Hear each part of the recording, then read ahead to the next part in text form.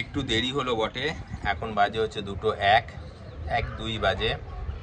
পৌঁছে গেছি আমরা আমাদের ডেস্টিনেশনে। তো আজ সারাদিন রেস্ট করব, তারপর ডিসিশন নেব কোন দিকে কিভাবে কি দর্শন করতে যাওয়া যায়, কোন ঠাকুর স্থানে যাওয়া যায়।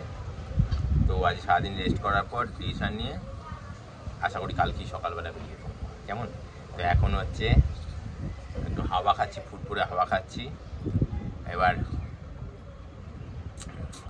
স্নান করব, খাওয়া দাওয়া করবো, ফ্রেশ হবো, হয়ে একটু টানবো।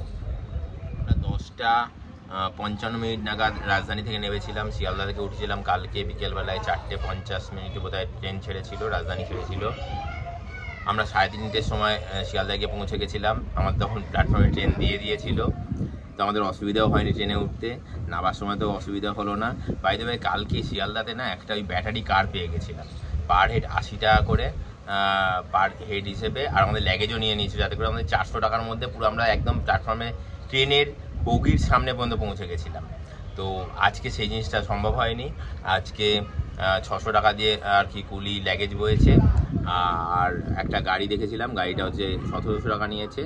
তো আমাদের আসতে একটু সময় লেগেছে, একটু ঘুরে আসতে হয়েছে। অ্যাকচুয়ালি ড্রাইভার আঙ্কেল হচ্ছে জিপিএস ইউজ করে না, মোবাইল ইউজ করে না, ছোটো ফোন।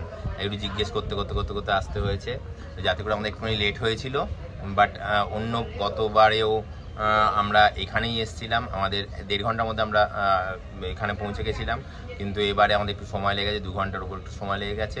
মাঝখানে যদিও 2বার হল্ট করেছিলাম, একবার হচ্ছে ওই আলু পরোটা খাওয়ার জন্য, তারপর চা খাওয়ার জন্য।